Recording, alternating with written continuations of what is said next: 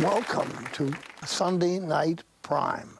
I'm delighted to have you with us, and this evening we have a special guest.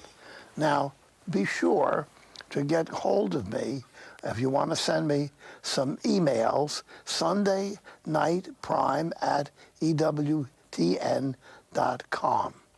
And I'm welcoming this evening an old friend of mine of many, many years, His Eminence, Cardinal. My Uncle Ben, I love it when you talk that way. I never thought I'd hear you call me Your Eminence. Your Eminence, yes. It is good to be with you. Thank you. Thank you for the invite. I'm delighted. I love being with you. You know what I love coming on the show for?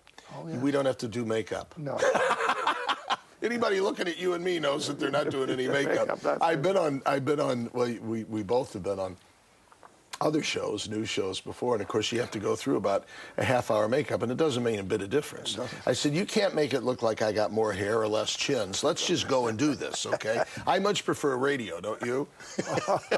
Well, I love television. I've been doing it for 30 years. Now, I got to tell you this. Last night, I was at a place, it was called the Casita Maria. Oh, yeah. And it's a beautiful, it was Cardinal Cook was very close to that apostolate. Yeah. Catholic Charities. It's a great welcoming for school kids, particularly Latino children. They come afterwards for tutoring and events. Who is there? We dedicated the library to the two cousins of Ed Sullivan, and all their family was there. These are Ed Sullivan's family because they had started this Casita Maria. You go back on TV as far as Ed Sullivan, don't you? Well, but it's a long way back, though. Yeah, but that's what I said. You go a long way. You knew Edward R. Murrow, didn't you? Not quite, no. I watched when I was the Arthur Godfrey of Catholic TV here, Father Benedict Groeschel. Arthur Godfrey. Well, Your Eminence, you have to get used to this. Oh, it's easy. You know, it hasn't taken any getting used to at all. I love it. Mom's been calling me that since my first communion, so it's very easy. Well, you know, I was thinking some great cardinals, St. Charles Borromeo. Stan Musial, Kenny Boyer, Bob Gibson, all the St. Louis Cardinals. How about Cardinal Newman? Cardinal Newman, now blessed. Blessed, boy, yes. Oh boy. Yeah. Somebody said to me, you feel strange saying it, but it's at the heart of our faith. Somebody said, oh, I guess you got your goal now that you're a cardinal. I said, no, my goal is to be a saint.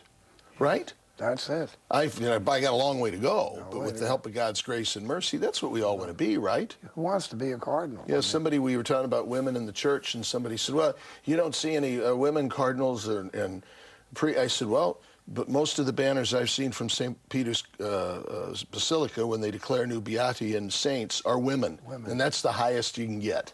So. And theologically, here's going to throw our audience off a bit.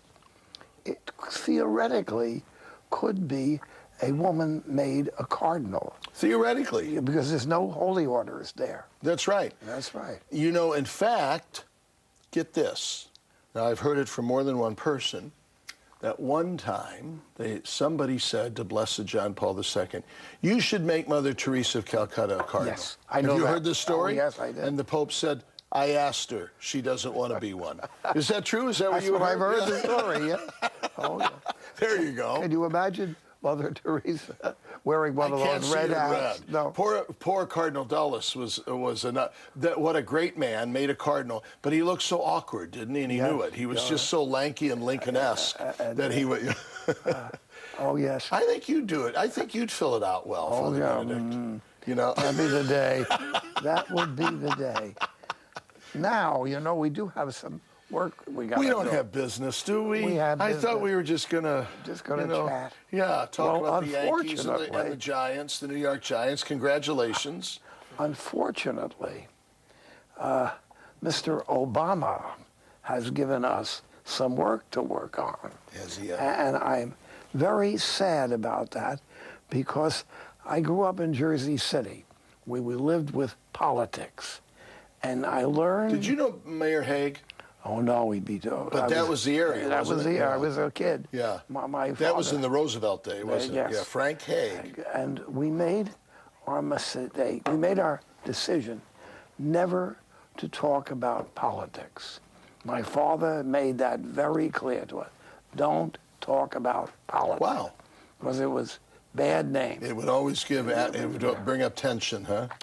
And yet, unfortunately, at the present situation, with the question on this new health care mandate, we have to talk about the president. And I'm sorry to do that. I am too, Father Benedict, and I'm glad you phrased it that way. We didn't pick this fight, and I don't like having fights. No. You know, you want to say, would you leave us alone to do our work? Yes. We do it pretty well. Even our enemies, and Lord knows their name is Legion, will credit the faith-based communities, and the Catholic Church in particular, of being stellar when it comes to education, health care, and charity. We do it well. We do it efficiently. We do it sometimes in places nobody else wants to be. No. And darn it, all we want to do is be left alone to do it well. Yes. We didn't pick this fight. It was imposed upon us, but we're not going to run from it. No. And we're not going to run from it, Father Benedict, not only as Catholics, but as Americans. This isn't a Catholic issue. This is an American issue. America was founded. We listed the first right in the first of the Bill of Rights as freedom of religion. And this is a direct infringement upon freedom of religion.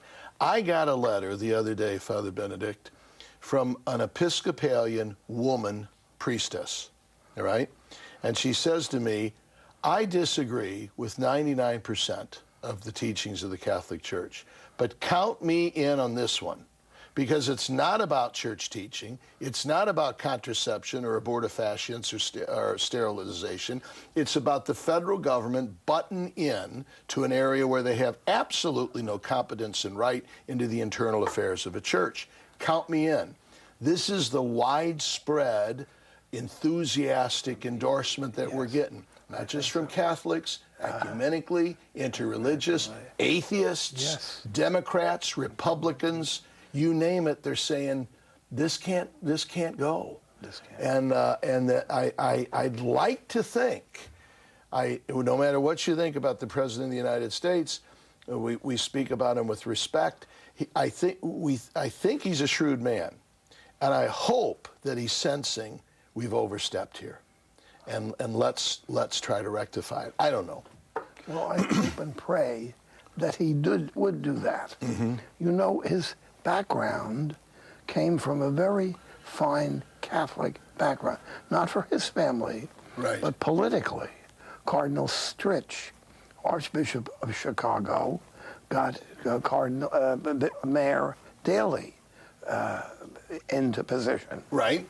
And Mayor Daley pulled Obama into politics. The president told me, and I've seen it in writing, that the man who got him his first job, he was working for a Catholic cause through Cardinal Joseph Bernardin. Now, it's not like Cardinal Bernardin knew him, but it was a program that the Cardinal had started. He tells me he's a great devotee of Catholic social justice teaching. Father Benedict, I don't like dropping names. I'm a boy from Baldwin. But twice he's invited me to the Oval Office, okay? Not because of who I am as Timothy Dolan, but because the first time because I was a new Archbishop of New York, and just at the beginning of November because I'm now president of the Bishops' Conference. And he started off both of those meetings by saying, you need to hear me say I have the highest regard for the work of the faith-based communities, particularly the Catholic Church in the United States. In November, he said to me, I have high regard for your work in education, health care, and charity. Number two, I don't want my administration to impede that work in any way whatsoever. And number three, I consider the protection of conscience and religious liberty as one of my highest duties. Now, when he called me on January 20th to tell me that he was not going to mitigate these strangling restrictions from HHS, Health and Human Services, I said, sir, can I remind you of what you told me in the Oval Office, didn't you? And he said, yes, I did. I said, can you tell me how what you've just told me gels with those three assurances you gave me?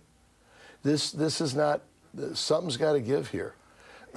You know, I would think, I'm working as a psychologist now. Well, Lord knows you've got a great patient. But I'm not going to do those ink spots again. Well, you made me do that last time. What? but you know, what is the interesting thing about this? How come this intelligent public man flip-flopped? I don't know, Father. You may have some reads. You're a pretty savvy observer of. All right, it could have meant he made a mistake. All right, yeah. And if so, the best thing to do is admit it and say, let's start from scratch. Secondly, it could be that he's playing to what I would call the radicals on the other side in the abortion and the NARAL crowd, the Planned Parenthood crowd. It could be that. Or it could be that, as some people say, that we've got a man here who's ideologically opposed to the role of religion in public life. I hope door 2 and 3 are not accurate. Yes. I'm hoping it's number one, that he's made a mistake. And let's see, there are some olive branches, and maybe we're going to be on Sunday Night Prime on Sunday night. You and I are talking a day or two before this. Let's hope by then our listeners might know that the White House has made some sign of reconciliation. I was asked this morning on a news program, what the White House seems to be hinting at a compromise. Are you open to a compromise? I said, I'm not open to a compromise. This is a huge mistake. You don't compromise with a mistake. There's no 50-yard line here, and you don't compromise on principles. I'm certainly open to an invitation towards a conciliatory approach where we would start afresh and where the president would say, I want to make this work. How can we do it? And I said, Father Benedict, darn it, he's already got a graceful exit here. In the mandates themselves that we find terribly choking and restrictive, and I think are basically unconstitutional, in those mandates, guess what? The mandates themselves allow for a religious exemption. So they've already said, we will grant a religious exemption. Our problem is the exemption is so restrictive that nobody can meet up to it. You know what they've said? We'll exempt you from what we consider these immoral policies if you only hire Catholics, you only serve Catholics, and one of your major purposes is to convert people to the Catholic faith. Now, not just Catholic, but any religion. We're saying, wait a minute. We don't serve people, teach people, feed people, heal people because they're Catholic. We do it because we are. All right? We don't ask for baptismal certificates at the soup line down at St. Francis. Your friars don't ask, do they? No. I don't think they ask for passports either, do they? No. So what we're saying is, you see what I'm saying, Father Benedict? They've already admitted that a religious exemption is called for. It's just so strict that who can obey it? Sister Carol Keehan herself, as you know, she's terribly disappointed because she had been cooperative with the president earlier on the health care stuff. She said maybe a Catholic housekeeper would fit into this. This might apply to housekeepers in a Catholic parish. Other than that, nobody's going to apply. And Father Larry Snyder, the president of Catholic Charities USA, said even Jesus wouldn't meet those requirements. That's right. All right, he didn't ask for religious identification when he fed the 5,000. But my point, Father, is if he's looking for a bella uscita, as the Italians say, a graceful exit, he's already admitted that an exemption is called for. Just give it latitude. And the federal government shouldn't try to define the exemption. The federal government should simply say, we would respect the right of religions to absent themselves from these requirements if they find them unconscionable. Doesn't that make sense to you? It does, but another point, Your Eminence, somehow or other in all of this, we need to make the point that it is basically immoral. That's true. We, as I have said, we're never going to give up saying we don't like these mandates. And by the way, they're immoral. Yes. However, if you want to go ahead and make them, we'll fight you on that on a different day, yes. okay? We'll fight you on that on a moral, didactic plane. Yes. Right now, we need to fight you on an American plane, a constitutional plane, that no matter what the restrictions are, you can't impose them on us, and you can't expect us to violate our conscience. But I am with you. We need to recover the fact that even the term reproductive services is itself an oxymoron.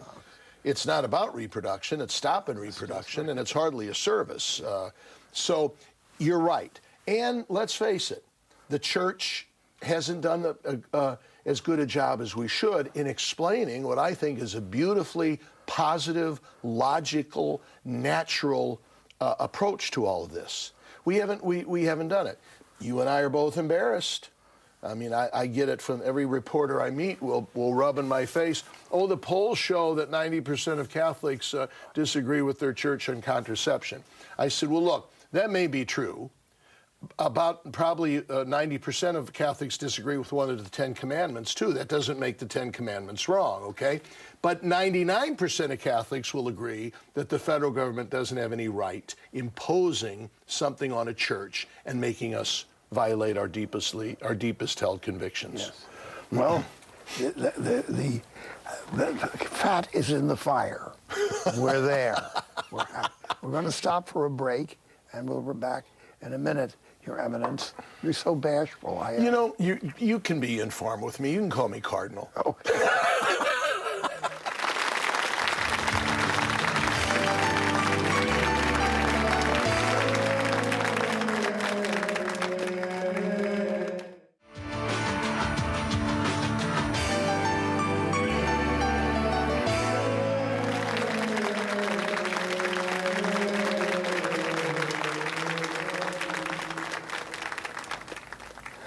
I wanted to get this in from my very bashful and taciturn visitor this evening.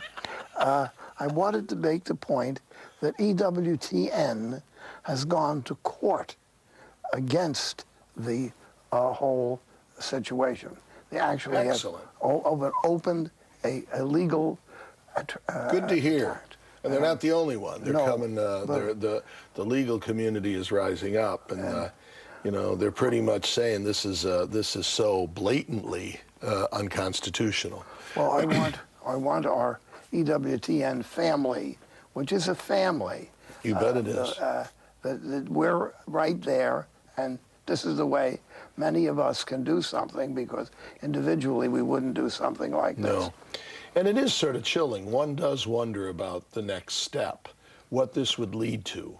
Yes. I mean, couldn't you, all right, so the Health and Human Services has said these are necessary for health. Now, I got some problems. First of all, we seem to be living in a culture where there's newly discovered rights every day. I don't know why these are rights, a right to a sterilization or a right to an abortifacient. But we get all these rights, so they're every time you turn around, they're discovering a new right. And then the next step is, not only do I have the right to this, but you have to pay for it so that I can have it. Yeah. And you wonder where it'll stop. Couldn't some physicians say, Father Benedict, couldn't some physicians say, for your physical and emotional health, you need a sex change operation? Now, does the insurance have to cover that? Does a Catholic employer have to cover that? If you take these mandates to the next step, I suppose so. I'm sure you do.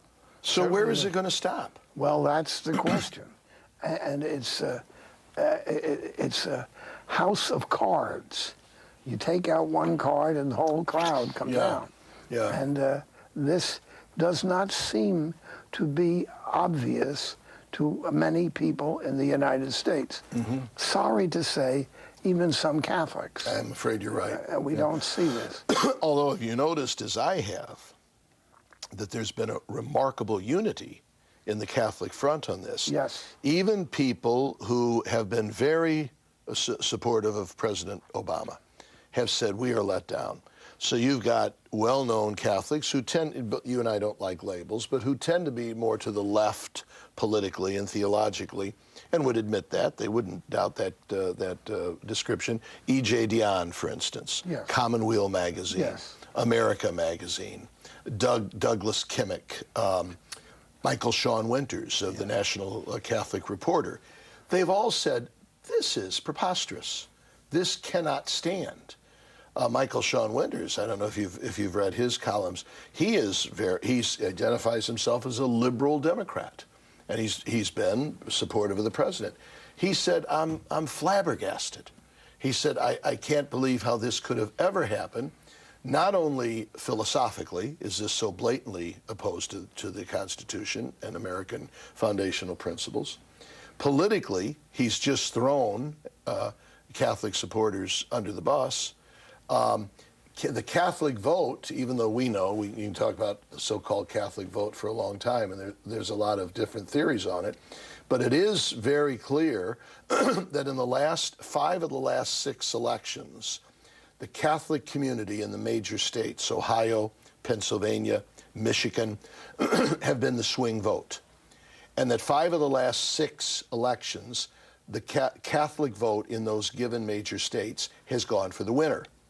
And if that's tempered in a tight election, as November promises to be, 1 or 2 or 3% could trip it. Yes, absolutely. So now you and I know, and you can argue about this, some people are upset about it, some people are happy about it, President Obama carried the Catholic vote last time.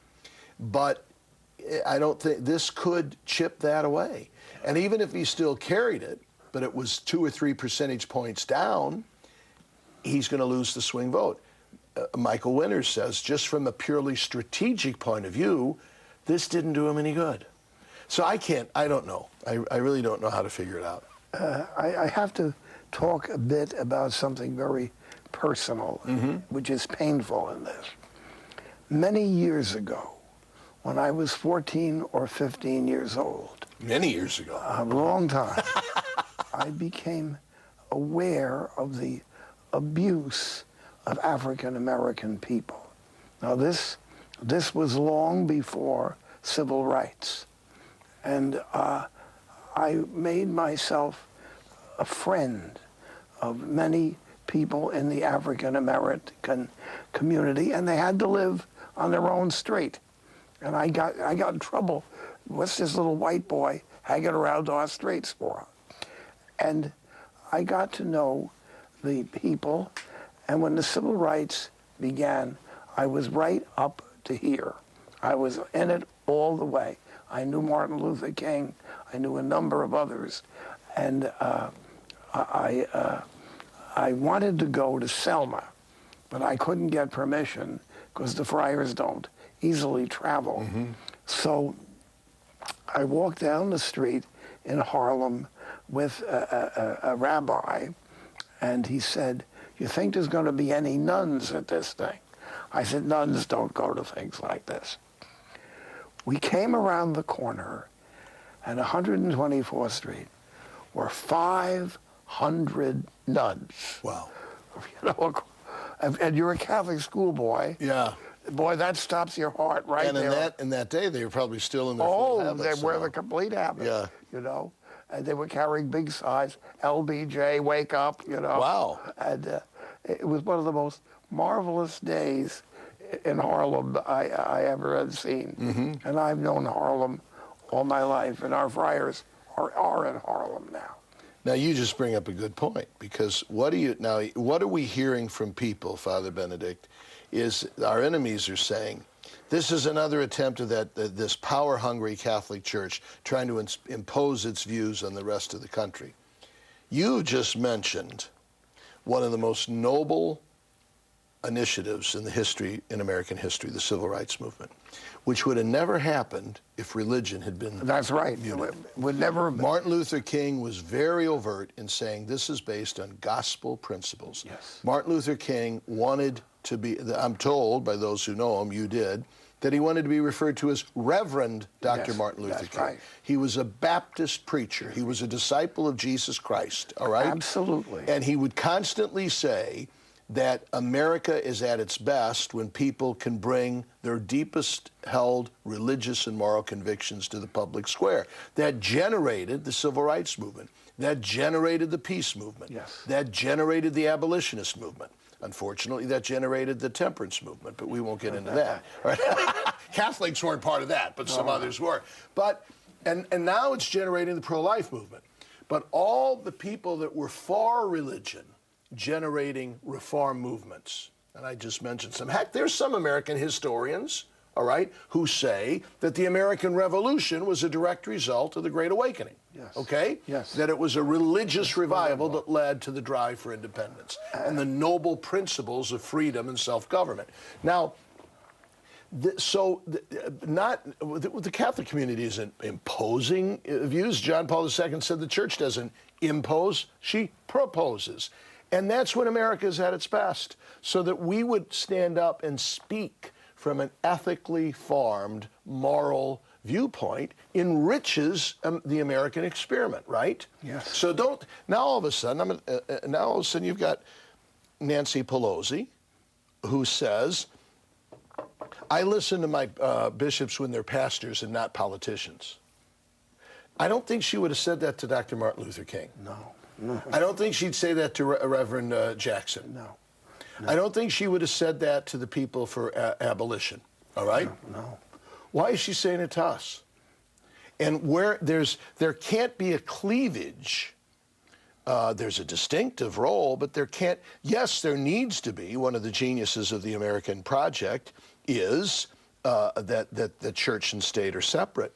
But that doesn't mean morality and ethical and religious sentiments don't enliven our political point of view, correct? Of course. And of course, you know, that canard, that mistake of separating church and state, they bring it down to separation of morality and the state. That's right. That's Adolf Hitler. Yeah. You see, the horrors of the last century, the bloodiest century in human history, didn't happen because of religion. They happened because there was no religion.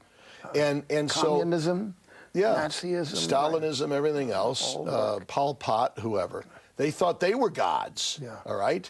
That's the problem, the violation of the first commandment, all right? They thought they wanted people to worship them. But we've got, in some reason, whenever it comes to a cause that some people don't like, they'll say, well, you can't, you're mixing religion and politics. Well, that's been part of America's greatness, hasn't it? Yes. So we got to speak up, I guess. Where do we go, Father Benedict, though, in educating our own people? Well, obviously, we've got to be preaching on Sunday. You heard about the letter, huh? Look, now I'm president of the conference. The letter? Well, I don't know if you've heard about it. Let me tell our listeners, I hope, have heard about it. 2 weeks ago, Bishop William Laurie, who's the Bishop of Bridgeport, our neighbor here, just down the street, he's the chair of this ad hoc committee on religious liberty. And he says to me, Tim, why don't you and I write a letter protesting this, explaining why, and send it to all our brother bishops, asking them to do one of two things. Either adapt it and make it their own, or send it out to their priests under the two of our names. That letter, sure. Father Benedict. And I said, okay, well, we don't want to, all we can do is present it. You know, I'm not, the president of the Bishops' Conference is not the Bishop of the United States. I'm the Archbishop of New York, and grateful and honored to be, but I don't claim to be the Bishop of the United States. So I got to respect the independence of my brother bishops. So I said to Bishop Laurie, well, we can do it, but it's only if they want to. And I didn't think it would get much pull. It's said that the last 2 weekends, 77% of parishes in the United States had that have had that letter read. Now, Father Benedict, that's overwhelming. That's overwhelming. You've got over 3/4 of the churches, and you know Congressman Jim Sensenbrenner? He's a Republican congressman from Wisconsin. I got to know him. When I was up in the Archbishop of Milwaukee. He was at Mass. He's not a Catholic, but he was very fond of the church. He was at Mass in Green Bay. On the Sunday it was read, and he said the priest got a standing ovation. Because I don't know, you and I are sad to admit that maybe not all of our Catholics understand or obey the Church's teaching on abortifacients, sterilization, contraceptives. I think we have to be honest about that. But Catholics are united in saying we're not, as Americans and as Catholics, we're not having our government tell our church what to do, what it can and can't do. Yeah. That's American. That's okay. And I imagine the vast majority of other religious people feel the same way, and including a lot of non-religious people. There you got it. But, sure. You know, you'd put it into a terrible situation in this country if religion had no voice. Yeah. It would be terrible. What do you think as a religious leader, Father, what if, and I'm still hopeful, you and I are in the business of hope, I'm still hopeful that this will be withdrawn, and we're going to fight for this. And it could be withdrawn in the courtroom. It could be withdrawn simply by an administrative fiat. That's how we got stuck with it to begin with. Or it could be revoked by Congress. So there's a lot of ways it could happen, and we're going to follow all of them. If it's not, if a tragedy happens that it's not, what are we going to do? Should we do civil disobedience? Should we capitulate? What? Oh, I think my own personal thing, having been in the civil rights movement since the earliest days, civil disobedience. Okay. That's how we began in the civil rights and in the peace movement. I've been in jail. Have you? On peace. Wow, I didn't know that. Yeah. Yeah. You know. I've seen you in a striped suit before, but I've never seen. It might come to civil disobedience, yes. huh? I don't know what else we can do. You saw the fines, because the president said, do we have to take a break? I'm sorry. Remind me to bring this up when we come back, okay?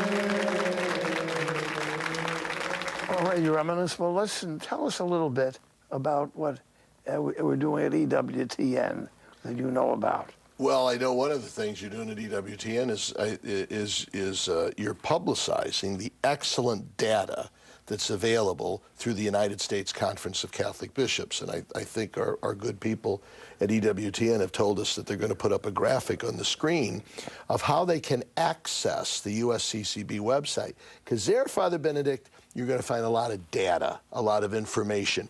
Excellent articles have been written. Good. Did you ever think we'd be where the Washington Post would have an editorial defending us? No. Where the Chicago Tribune would defend us? I mean, this is such a no-brainer that even the press that is 9 times out of 10 on the opposite side. Now, the only paper that hasn't come through is your favorite. But but pardon me for bringing it up. Yeah, don't mention So now, here's what happens, all right? When the president, on January 20th, when he was kind enough to call me with this disturbing news that he's going to leave these mandates in, he says, but Archbishop, don't worry. We're going to give you a year to decide how you can obey these. And I said, well, sir, wait a minute. Be precise now. What's the nature of this year before these mandates take effect? Does that mean we as a church can approach you for exemptions? Now, I'd have trouble with that because, I mean, it's not like, what have we come to? Some grand government now that we have to go to them for permission to practice our faith? We've been through that, all right, in history, and that doesn't work. That's why this country was founded, to avoid that kind of stuff. But I was I thought, does he mean that? I said, but sir, are you saying that you've got a year now where there might be some opening to a wider exemption? He said, oh, no, a year, the mandates are going to go into effect. You just got a year to figure out how you can abide by them. I said, sir, you're telling me you're giving me a year to figure out how to violate my conscience. Thanks, but no thanks. I don't need a year. I need 10 seconds. We can't do it. Now, if this happens and we disobey, there are fines.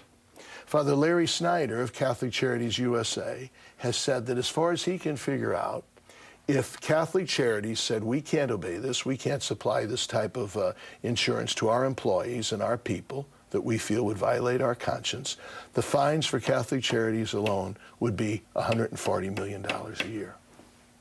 Money that could go you know where. Well, of course, this is going to put people in the streets. The administration better be careful. Can I ask you this one now? Because I'm hearing this.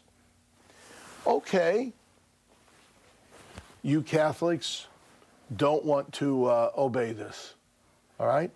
Then don't take government money.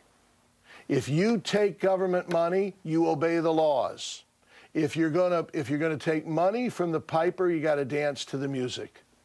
So if you Catholics, we'd admire you. If you say, sorry, can't obey it, no more money from the government to feed our poor, to run our hospitals, no more Pell Grants, nothing we can do. That's your business. Go ahead and do it.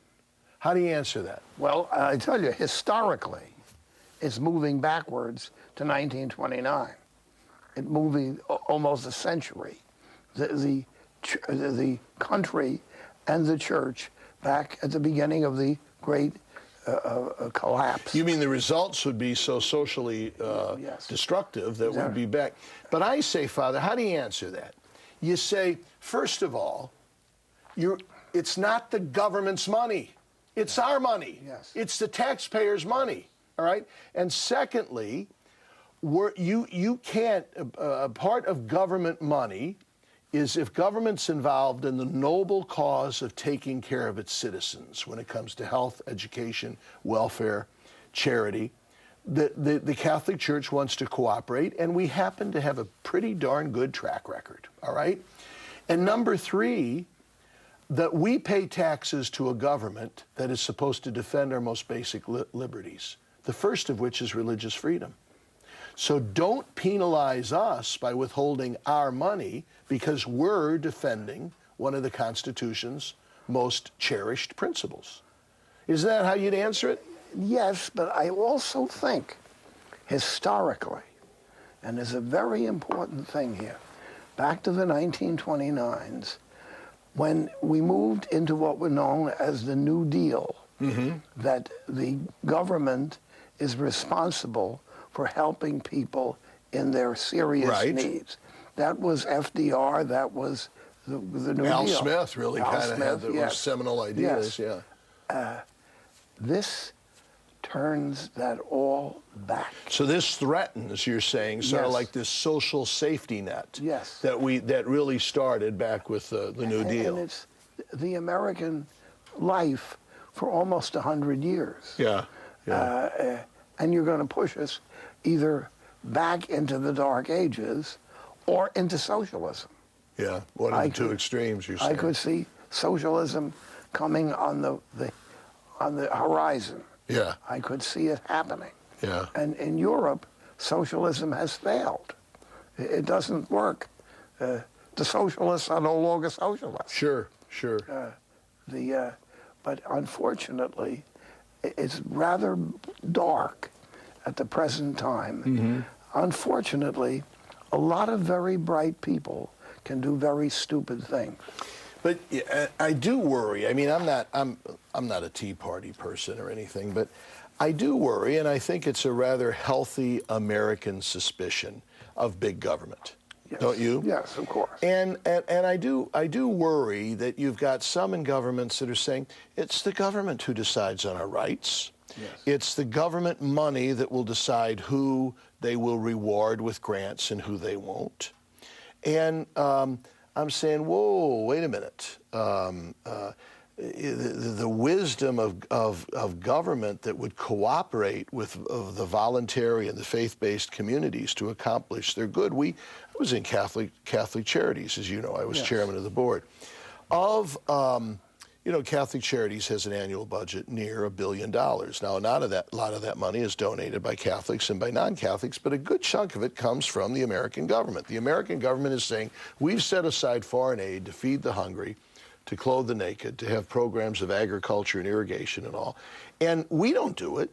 We contract the best people in the field, and most of the time the smaller the better, and Catholic Relief Services is one of the best.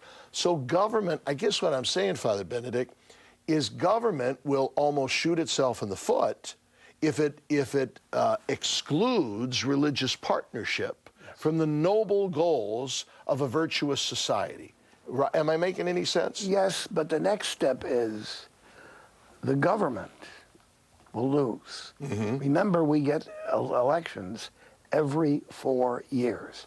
A tremendous power and important thing in the American life. You're not in like the Queen of England.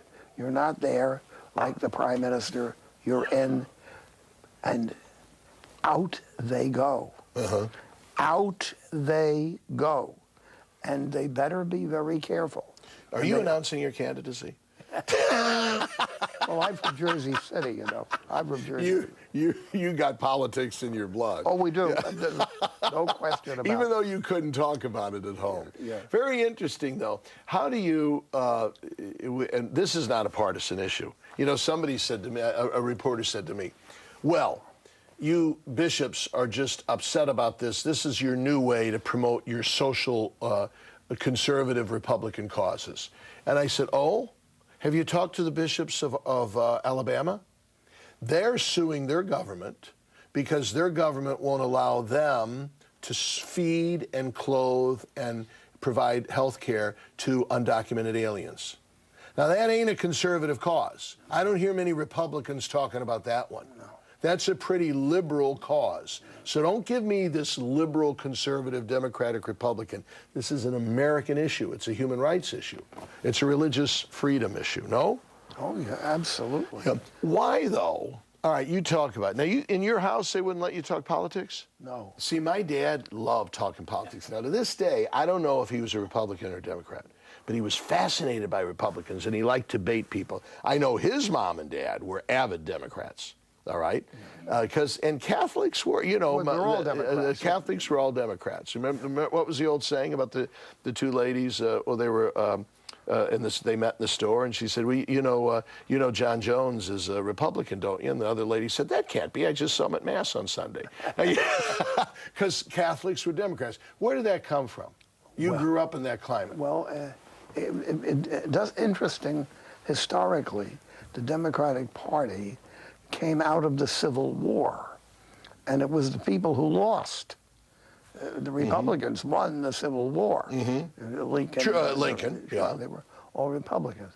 And then the Democrats walked into a vacuum, and that's where the immigrants, they couldn't join the Republicans. But where did, but Father Benedict, with what am I interviewing you for? I've welcomed Father Benedict Groeschel to my show tonight. I'm interviewing him. What's going on? But you've been around for a long time. Is there anything to the fact that the Democrats, locally, they were grassroots. All politics is local. Your buddy Tip O'Neill said that. And they were there at the end of the 19th and through the first decades of the 20th century, welcoming the immigrants. If you wanted a job, if you wanted to vote, if you needed a house payment, you'd go to the Democratic Bourse. Sure, absolutely. And that solidified generations of, and the great Democratic politician that tapped into that and solidified that and sort of actively courted the Catholic vote was Franklin Delano Roosevelt. And before him, Al Smith. Al Smith, sure. Yes, yes. And now scholars tell us Al Smith was really the architect of the New Deal. Yes. Franklin Roosevelt kind of copied what Al Smith had implemented in New York. I hate to say this, but in my family, they prayed to Al Smith. They thought he was a saint. They didn't think Roosevelt. I can remember my grandmother saying, never trust a Republican. They got us into the Depression. Now, that was the common. So, and of course, then the Kennedy phenomenon in '60 solidified that. Even though John Kennedy did not play up his Catholic faith, correct? He did and he didn't. I would say everybody knew that the Kennedys were Catholics. And they were all worried that the Kennedys were going to take over the United States in the name of the Pope. You know, they had that crazy idea. Well, that was the Al Smith thing. Remember, the Pope is coming. The Protestant minister said the Pope is now filling up his suitcases to move to the White House if Al Smith won. And remember, the day after when Al Smith lost, he said to the press, well, he just sent a telegram to the Pope, one word, unpack. So there was that very strange, from our point of view, that prejudice against Catholics in those days. Is it dead? I think so. That overt kind is? Yes, I think so. But don't you find it still, I heard on the radio today, and I'm not going to say the name of the congressperson, not just saying, this is about the Catholic Church trying to control the body of women and trying to roll us back to the Dark Ages when it comes to reproductive freedom. Now, that's blatantly anti-Catholic. That's blatantly anti-Catholic. So I don't think it's dead, do you? No, and your I buddy guess and not. mine, Bill Donahue, wouldn't think it's dead. No. No? No. So I think you're right in that the kind of sweaty, overt, very popular cultural thickness anti-Catholicism is not there anymore. But it's there. It's there. Yeah. You know what Arthur Schlesinger said, who's probably my friend and yours, John Tracy Ellis, the great American Catholic historian, who studied under Schlesinger at Harvard. Schlesinger was not a Catholic, and I don't think he was very fond of the church. But he would say the deepest bigotry in the American psyche is hatred of the Catholic Church. Yes, that's true. And this, and it is there, and that's due, I think, Father Benedict, to the Puritans. We have a Puritan intellectual climate in the United States that has given us a lot of good things, but the Puritans, they were founded, their very name, to purify the Church of England from what they thought was the superstitious Catholic oppression. And they came here because they thought the Church of England was still too Catholic. So the very ethos of the founding of the United States was based on anti-Catholic sentiment, was it not? But Your Eminence, there's another point. Despite all of this, the people lived up to their commitment of American life. So, for instance, the Canadian people moved down into Massachusetts, into Rhode Island. They did not get killed. They did not get sent back. Yeah, we never had persecution. No, somehow or other, in this great country, basically, the different religions have managed to get along with well. They have. And you just look at the experience of the Jewish people. Sure. They had a horrible persecution in Europe with Hitler and the Nazis and to a large extent the communists. In this country, they did all right. No, we're evidently proud of that. And so the better side of the American ethos has conquered. The side of amity and respect and religious freedom. Yes, it has. Yeah, I'd agree with you there. That dark flip side is still there. And every once in a while it will surface. Is it surfacing now in an anti-Mormonism with Mitt Romney? It will begin. I'm annoyed at people constantly bringing up the question that Romney is a Mormon. Because we've been through that as Catholics. I got the loudest applause a couple months ago. Abe Foxman invited me to the Anti-Defamation League to give a talk. And he said, could you speak about areas where the Jewish community and the Catholic community in the United States can cooperate? And one of them, as I said, is to be vigilant against discrimination. And I said, listen, dear friends of the Jewish community, there may be reasons not to vote for Mitt Romney, and we don't need to get into those. One of them should not be that he's a Mormon. Yes, that's because right. you as Jews and we as Catholics have been through that. Yes. We've been on the other end of it. Yes. And we should be very loud in speaking against any type of religious discrimination. And so I don't want to see that happen. And that funny little game that they do. You take a position of a religion, of a denomination, and take the most extreme And paranoid. graphically, it's hyperbole, isn't it? Yes. Why, though, Father Benedict, does it always seem to be on the, quote, conservative issues? Would anybody question a Unitarian? Well, that would be an ultra-left religion? You would. No, they wouldn't. Nobody would worry about he or she might impose his or her religion on us because it's to the left. Yes. But any religion that speaks about traditional marriage, the beauty of the gift of children, all right, a pro-life message, any religion that has that as part of its message, then you're going to get the editorial pages upset. Yes. This is a scary religion trying to dominate here. Yeah. I don't know, maybe I get... Well, of course, when you get Unitarianism, it's a small group of people, and well, it's not like the Mormons are that big, or the... No, but you see, the Unitarians are committed not to be committed. So you can think of almost anything you want to, as a Unitarian. I know some Unitarians. One Unitarian... I know a Unitarian minister. Yeah, one Unitarian, and they're good people. They're great for intellectual reading. One Unitarian said to me, "We don't threaten anybody." He said, "When's the last time you heard of anybody converting to Unitarianism on his deathbed?" You know. You don't do that. All right. What's going on? We're not done, are we? We are. Darn it, done. I was just going to ask for another martini. Okay.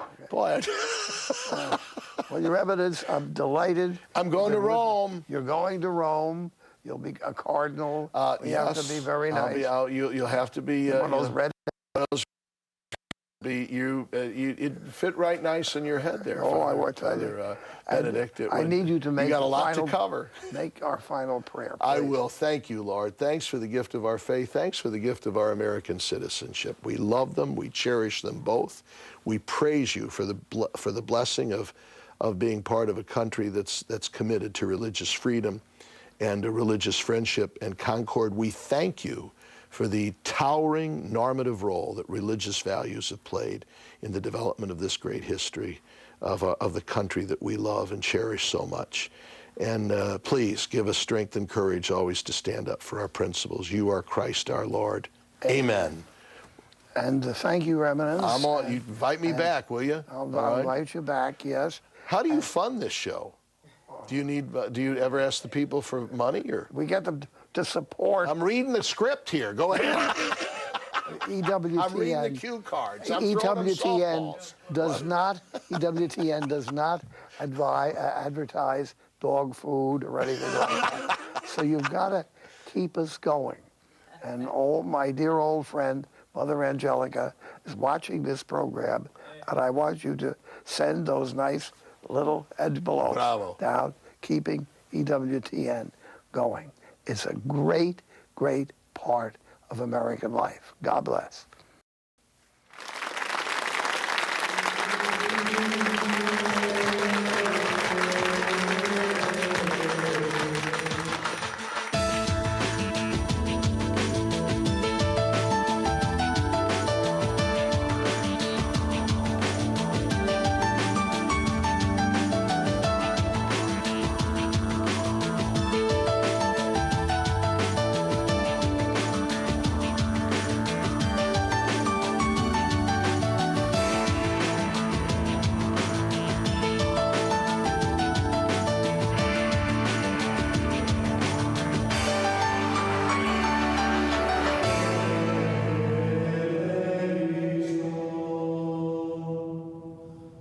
Kyrie